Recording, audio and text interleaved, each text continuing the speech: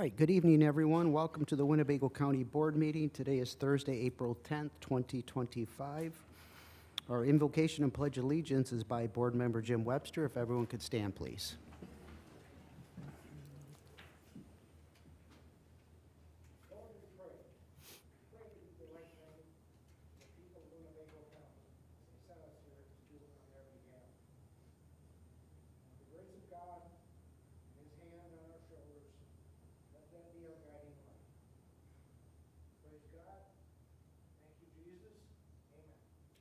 Amen.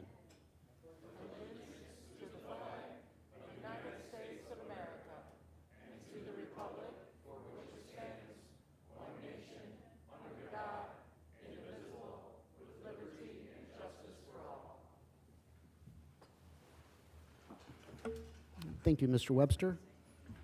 Mr. Thompson, is there any agenda announcements this evening? No changes to the agenda, thank you. Thank you. Clerk Gummow, can you please call the roll? Certainly, Chairman. Just as a reminder to everyone, if you are speaking, please make sure you turn on your speakers, and this is for recording purposes for preservation. Thank you. We will start with Mr. Scroll. Here. Mr. Sweeney. Here. Mr. Tassoni. Mr. Michael Thompson. Here, present. Mr. Ray Thompson. Ms. Valdez. Present. Mr. Webster. Mr. Arena. Mr. Booker. Mr. Butita. Ms. Fellers. Mrs. Gorel. Ms. Hansard. Mr. Hoffman. Mr. Lindmark. Mr. McCarthy. Mr. McDonald. Mr. Neighbors. Mr. Penny. Mr. Salgado. Chairman, 19 board members present, 1 board member absent.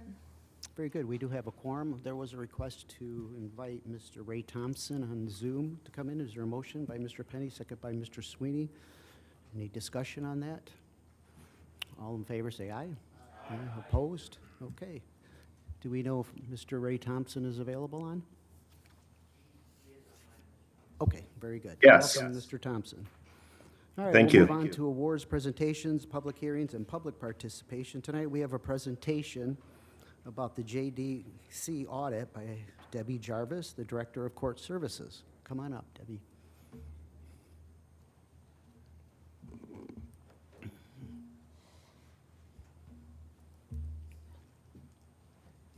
Good evening, everyone.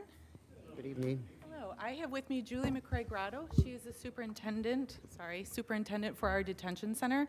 I wanted her to have the opportunity to come up and meet with all of you and also to explain some of the things that I'm going to present. So I'm here to talk to you tonight about 2 different things related to the detention center. There we go. As you may remember, our facility mission statement is to provide care and custody and discipline for minors being held in the juvenile court. The detention center is under the authority and jurisdiction of the circuit court, so we work for the juvenile judge. He is the one who oversees that program. The juvenile detention center was built in 1992 as a 32-bed facility. It was expanded in 95 to a 48-bed facility, provides secure detention for youth charged with serious felony offenses. Our youth are on average between 14 and 17. They can be as young as 10. They can be as old as 20 in the center. Currently, our operational capacity is 40 residents. That is because we had to reduce what our operational capacity is in order to meet PREA standards. Also, our average daily population within the detention center hovers about 30. It can sometimes be in the high 20s. Currently, as of today, it is 32. As I said, Julie McCrae-Grotto is our superintendent. Rich Ritt is our assistant superintendent, and then Rachel Carmack is probably a person you haven't heard of, but she has been doing some really outstanding work for us at the detention center as our PREA coordinator, so I wanted to give her some recognition for all of her hard work. The first thing I really wanted to talk to you about today was the Illinois Department of Juvenile Justice audit. As some of you may remember, we had quite a splash about a little over a year ago about the audit that came from IDJJ. Here we are a little over a year later, and I'm coming back to you to share with you the report. As you can see on the slide, the annual audit for the year of 2024 was completed in September. We didn't receive that report until February of 25, and an email went out to all of you from the chairman's office shortly after we received that report in the end of February with that report. So I'm not sure if you've all had a chance to look at that, but I just wanted to bring it to all of your attention and talk to you about it for just a couple of minutes. The report, if anyone would like to see it, is on the IDJJ website. Our next audit is not scheduled yet for sure. We believe it will be in the fall of this year for 2025. So in the audit report, if you've seen this, you'll notice there were several areas of improvement that were noted. They talked about our admission policy and procedure. They were happy that that had been updated and improved. PRIA, which I will explain in more detail later, or actually Julie will, they liked our PRIA orientation at admission. Our advocate program, which is not new, that's been in place for many, many, many years. They said that that was an extremely strong component of the program. And they liked that we have the confinement check-ins for our youth. As you remember, confinement for youth is something that we have continued to try and reduce. And what we are supposed to do is only have, sorry, I'm trying to figure out how to get that. Only have youth in confinement for very brief periods of time. Every 15 minutes that a youth is in confinement for, let's say, a behavior issue, we have to check in with that youth, see if they're calmed down, are they ready to be able to be brought back out into the general population. That is sometimes a struggle. I will be honest with you. If you can imagine a kid who has gotten into a fight or been having a hard time about something, 15 minutes isn't a long time. But what we are able to do is that after that 15-minute time frame, we try and put into place some other interventions to help that youth. One of the things that we utilize a lot are the therapists that have been funded through the Mental Health Board. We call them in and say, come work with this kid, help to de-escalate them, help to address those issues. So while that's not part of our presentation for tonight, I wanted to share that we were just notified recently. We received funding from the Mental Health Board for the next 2 years for our therapists at the detention center. So that is a huge relief. We would have been in trouble without those folks. They do a great job for us. Other parts that they noted in the report that were good, they liked the additional programming that we have brought in. We've talked about that before. We have a lot of different programming that we offer to the youth. We have outside agencies that come in to be able to provide programming for our youth. Then we also have our therapists, and we have Rosecrans who comes in and also works with our kids. As you remember from our last report last year, the big thing was the waters getting turned off. That was the big splash, the big media show. They noted in the report that that is not an issue any longer. That is completely resolved. It's not a problem. And then the last thing they talked about was the fact that we are in full compliance with the mental health requirements, because we do have those 3 full-time therapists through the funding from the Mental Health Board, and then also the Rosecrans therapist that comes out to do the evaluations for court. So those were the areas that they said to us were all the really, really good things that they saw. They did talk to us about the fact that there are some recommendations still. These are still the areas where they said to us that we need to be working on. So they noted discipline, recreation and leisure time, and education. Specifically in talking about that, when they talked about the discipline, we talked earlier about the fact that kids are not supposed to be in their rooms for more than 15 minutes. If they are in their room for more than 15 minutes, and whether that be for operational capacity, because perhaps we maybe don't have staff to bring out a kid who could still be a risk, they call that discipline. I'm not sure that I would use that term, but that's what they call that. They say that that is disciplining the kids if they are in their rooms for more than that 15 minutes. So they didn't like that, so they cited that as being a concern. The other thing, recreation and leisure time, they did not like that at times we wreck the kids. We call it wreck the kids alone. If we have a kid who gets into multiple fights, for example, in a short period of time, we will have that kid recreation by themselves. We will put them in the gym. We will have a staff member with them where they do their recreation alone. They don't like that. They said we should be able to rec those kids with the other kids. We disagree with that, so we rec the kids alone, and that was cited as a problem. There are times when, because of staffing limitations and because of the number of kids who might be on a rec alone status, they might miss a rec for a day. I'm not going to say that that doesn't happen. It does at times, because there's only so many hours in a day to be able to rec those kids alone. If we have 4 or 5 kids on a rec alone status, that makes it very, very challenging for us. The last area that they noted was education, and it talks about 5 hours of educational services to all youth each day.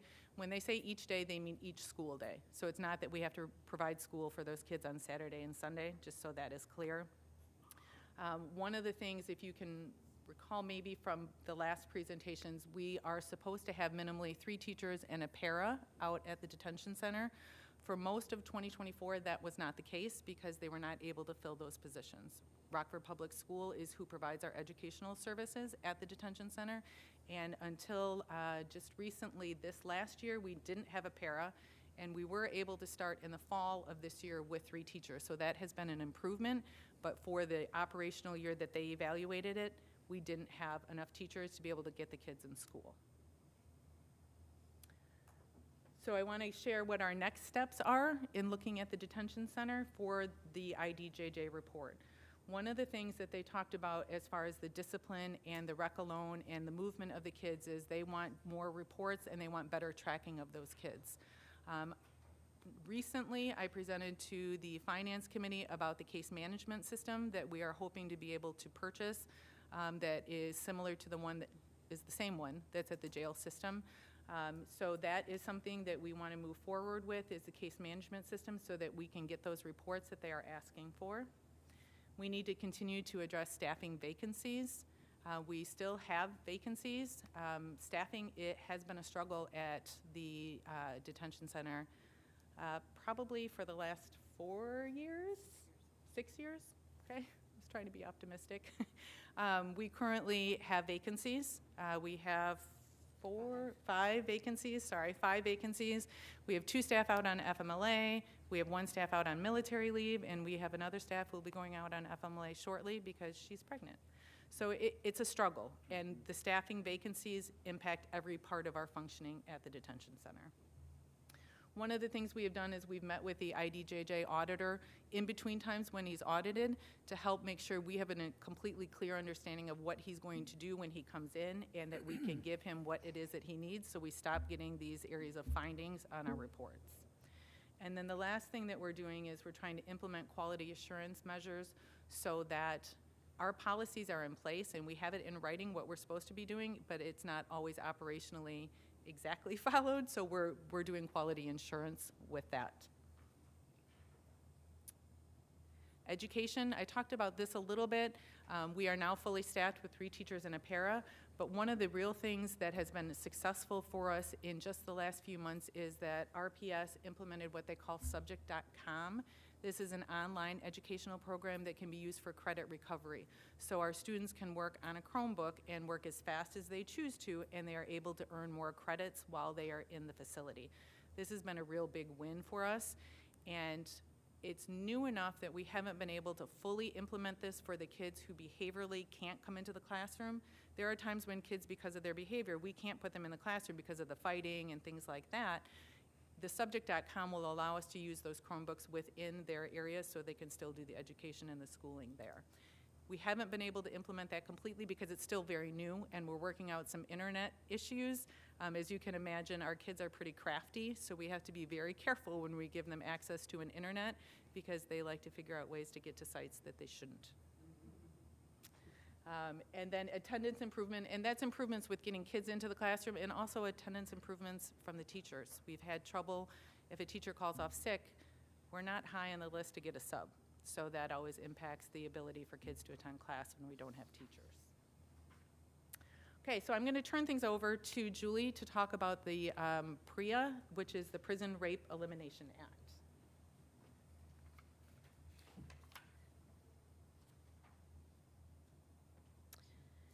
So PREA became law about 2023, and we just had our audit last July, and was a 3-day event, and we received our final report in February, the last day of February. There are 43 standards that you have to meet in order to fully say that you have passed your PREA audit, and the auditors use those standards to judge the facility on those standards.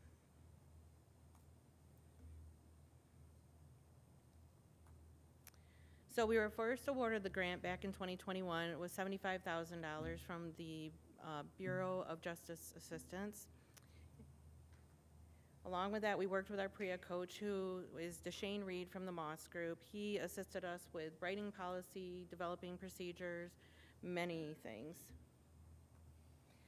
And we received our audit, like I said, in the first part of July last year. And we were notified we successfully passed the end of February. So what does achieving PREA compliance mean for us at detention? Basically, we're in compliance with AOIC and IDJJ standards and federal law.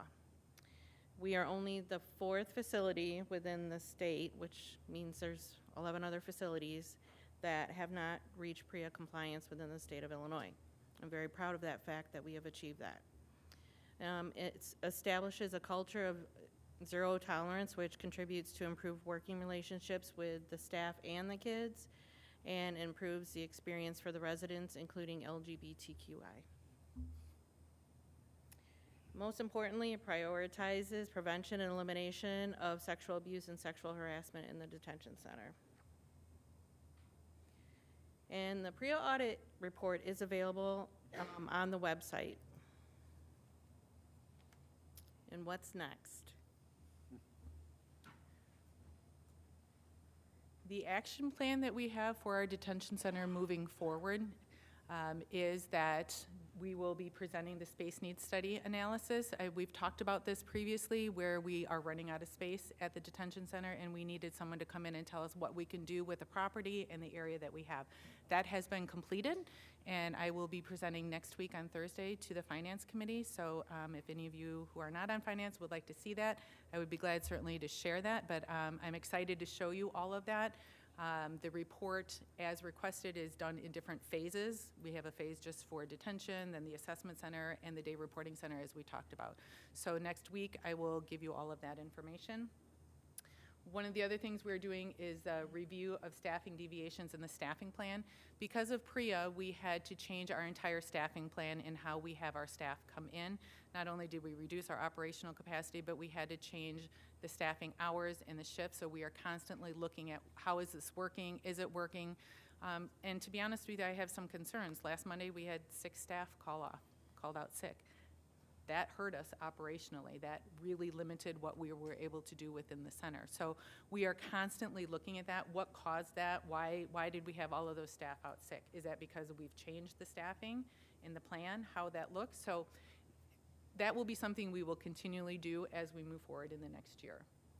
One of the other things that we have done repeatedly every year and continuously is I meet with AOIC, which is our governing body, Administrative Office of Illinois Courts. They are the ones that provide voucher funding for us that reimburses us for our staff at the detention center. We are not fully funded for all of our staff that are at the detention center. So that is something that we have talked to them about. They recognize that we are not fully funded.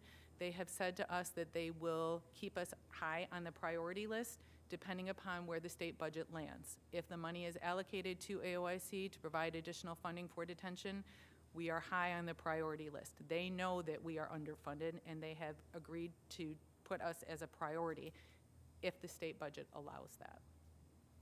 The other thing, as we talked about, is the implementation of the case management system, the Sallyport through Black Creek. That's something we talked about in the finance meeting a couple weeks ago.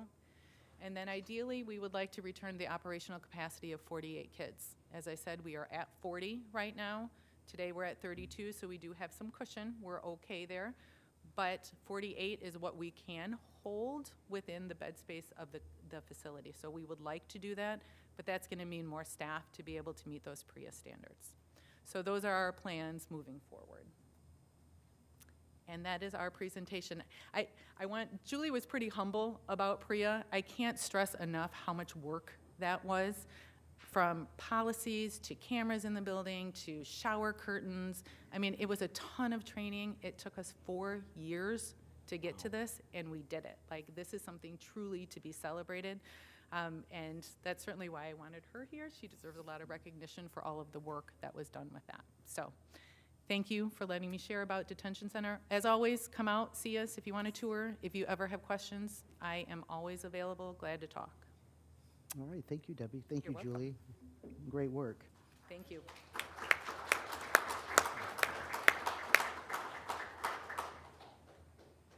Okay, next we have a couple speakers. I'm going to read a statement real quick here.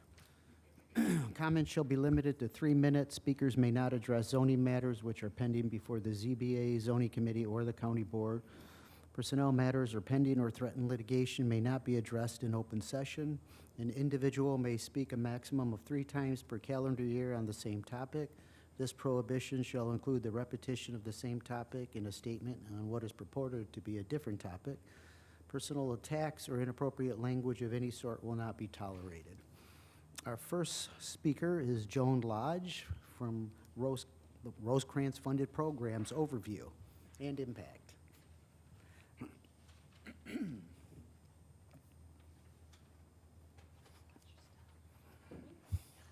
Joan.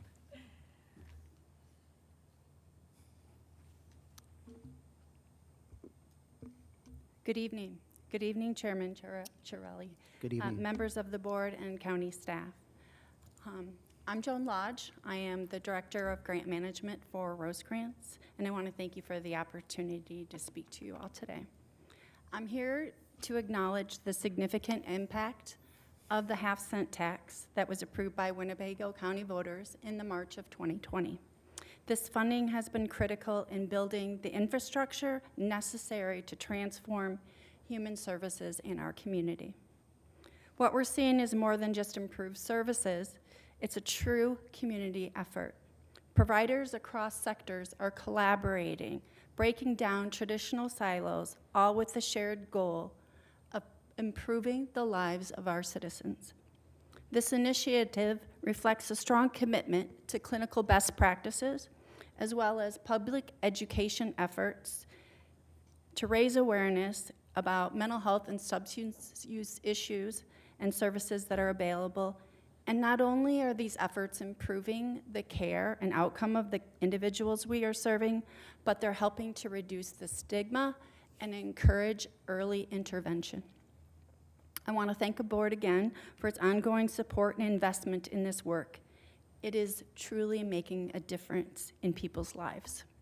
Since the half-cent sales tax was approved, Rosecrans Access to Care has served 8,306 individuals and coordinated treatment for individuals across the lifespan for their mental health and substance use needs. We have significantly reduced the wait time to get in to see a psychiatrist for the first time for an evaluation by 47%. We maintain an average wait time of less than 30 days. And the program, I'm happy to report, has achieved a 98% client satisfaction rating. Clients involved in services have reported an improvement by 70% in their educational goals, 82% improvement in their housing stability, and 82% improvement in their depression symptoms. More recently, in program year 24, Rosecrans System of Care filled an identified gap in our community by providing priority access for Winnebago County, low-income Winnebago County residents to receive priority access to withdrawal management or detox services at our Rosecrans Harrison campus. Upon their completion of detox, then there's care coordination that occurs to determine if the individual needs to continue into inpatient treatment or outpatient treatment. In just 15 months, the system of care has provided priority access to withdrawal management and detox to 950 low-income Winnebago County residents. 90% of those clients are reporting an improvement in their depression, and we've received a 95% client satisfaction rating. So again, thank you so much for the county board for dedicating vital funding to these critical services that are truly changing lives in our community. Thank you. Very good. Thank you, Joan. Very good. Our next speaker is Nancy Edwardson. She's going to be speaking on litter cleanup by inmates.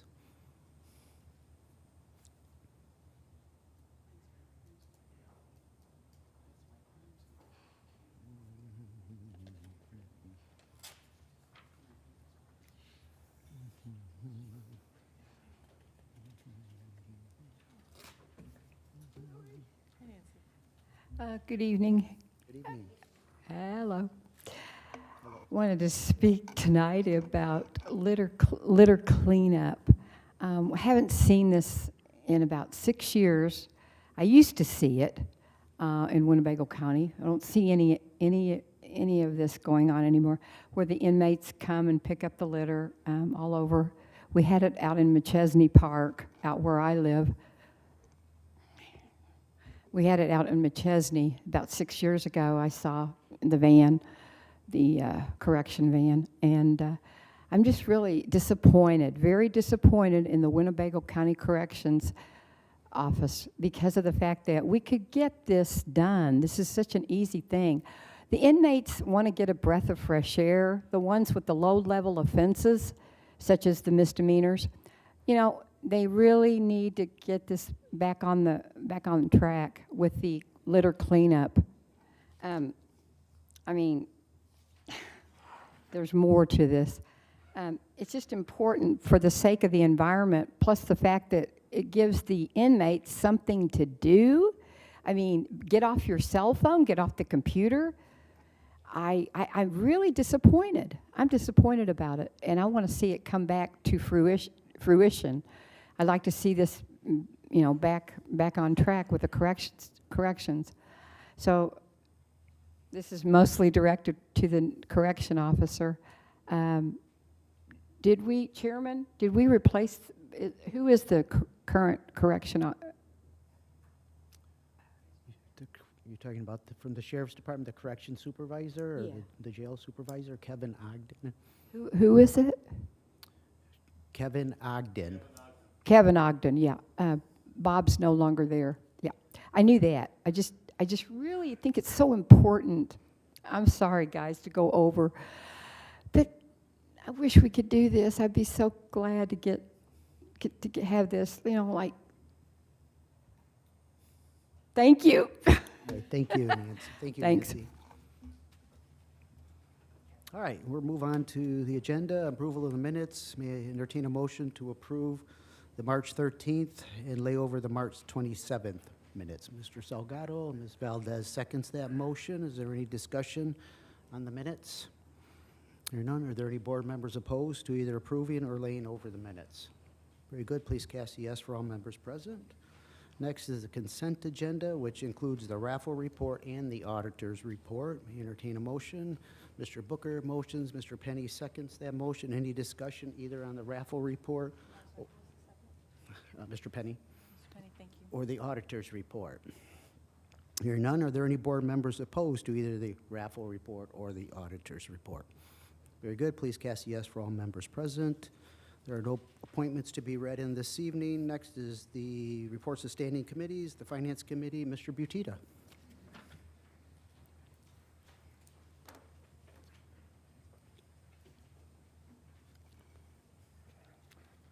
Thank you, Mr. Chairman. We have one ordinance this evening for a budget amendment for the state's attorney's VOCA grant renewal, and I'll move for suspension of the rules on this. Very good. We have a motion to suspend by Mr. Butita and a second by Mr. Lindmark. Are there any board members opposed to the suspension of rules this evening for this ordinance? Very good. Please cast yes for all members present. The rules are suspended. Mr. Butita. Thank you. Then I motion that we move this ordinance forward for approval. Motion by Mr. Butita, second by Mr. Lindmark. Is there any discussion on this ordinance? It's just a renewal of a existing grant. Very good. It's a renewal of an existing grant. Any other discussion? Hearing none. Are there any board members opposed to this ordinance? Very good. Please cast a yes for all members present. Mr. Butita. That's all we have this evening. Thank you. Thank you, Mr. Butita. Next is our zoning committee, Mr. Webster. Excuse me, Mr. Chairman. Yes. I had a question. Was Mr. Thompson going to come in by Zoom this evening? I think he's on, Do we need to vote? we already did. Okay, I missed it. I'm so sorry. Yeah, I don't see it. I vote Right yes. there. But he's there. There he is. Okay. There he is. All right, thank you. He's in the cyber world. Mr. Webster. Okay, good to go? Yes. All right, your zoning committee has 3 items before us to be voted on this evening. These were all read in 2 weeks ago at our last board meeting, so they're up for a vote. All three of these met with approval from both the Zoning Board of Appeals and the Zoning Committee. So the first is Z0225. That was a map amendment, and I would move to approve. Motion by Mr. Webster to approve, second by Mr. Penny and Ms. Goro. Is there any discussion, Mr. Webster? No thanks. Any discussion from the board on this map amendment? Hearing none, are there any board members opposed to this map amendment? Very good. Please cast yes for all members present. Mr. Thank Webster. you. Second item is Z0325. This is a map amendment as well, and I would move to approve. Moved by Mr. Webster to approve, second by Mr. Penny. Any discussion, Mr. Webster? No, sir. Any board member discussion on this map amendment? Hearing none, are there any board members opposed to this map amendment? Very good. Please cast yes for all members present. Mr. Webster. Thank you. Finally, the third item is an ordinance granting site approval for a commercial solar energy facility, and this is the one on Auburn Street, and I would move to approve. Motion by Mr. Webster for approval. Mr. McCarthy and Mr. Tassoni seconds that motion. Any discussion, Mr. Webster? Yeah, I'd just like to say that this particular site for this one didn't seem to aggravate anyone, and there was no big pushback on it that we could see, and I think that the site made it amendable to everyone involved. And so with that, I would heartily approve. Very good. Mr. Tassoni. Thank you, Mr. Chairman. This is out in District 5, district I represent there. Like I say, it's adjacent to Cottonwood Airport across from Auburn High School. The petitioners, Hal and Mac, are in the audience here.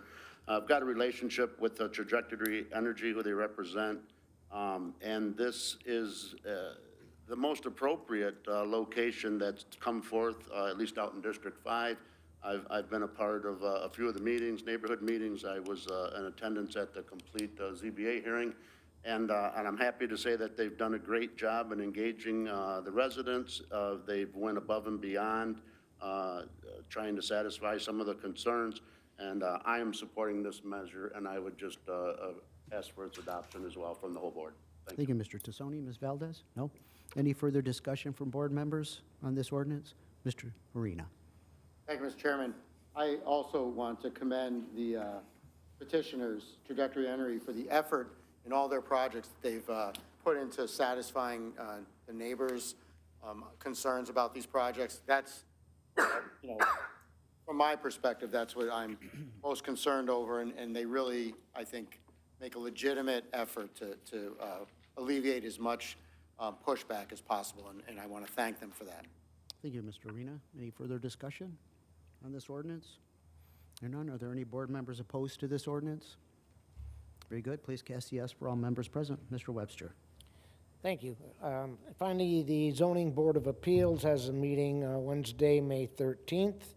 And following up on that, the Zoning Committee has a meeting Wednesday, April 23rd. And that's about all I have. Thanks. Thank you. Next up is Economic Development Committee. Mr. Sweeney.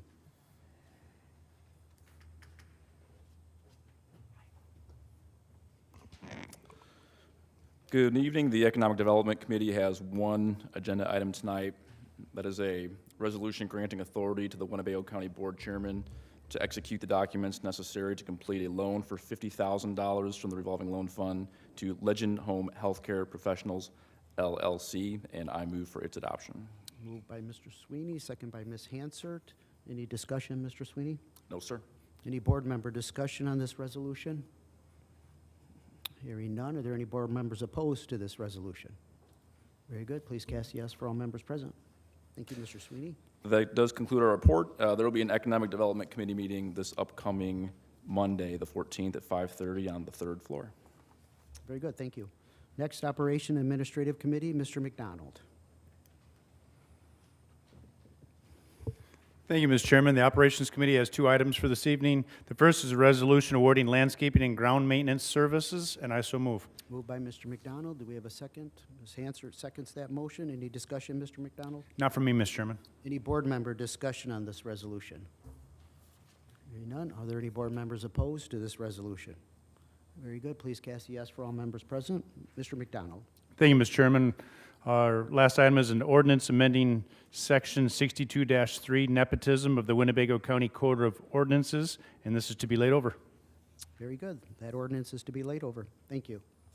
Thank you, Mr. Chairman. That concludes the report. Thank you, Mr. McDonald. Next is Public Works Committee, Mr. Tassoni. Very good. Thank you, Mr. Tassoni. Public Safety and Judiciary Committee, Mr. Lindmark. Thank you, Chairman. I have no report this evening. Thank you, Mr. Lindmark. Next, Legislative Lobbying Committee, Mr. Salgado. Thank you, Mr. Chairman. No report from us. Thank you. Very good. Thank you, Mr. Salgado. We already handled unfinished business. Moving on the agenda, new business. Is there any new business in front of the board this evening? No new business. Do we have an announcement in the communications from Clerk Lori Gummow? Thank you, Chairman. The items listed below are received as correspondence in the clerk's office. Very nicely done, Clerk Gummow. Thank you. Any board member announcements or communications? Hearing none.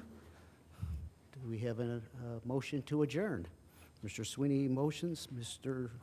Thompson, Michael seconds that motion. Does anybody object to leaving?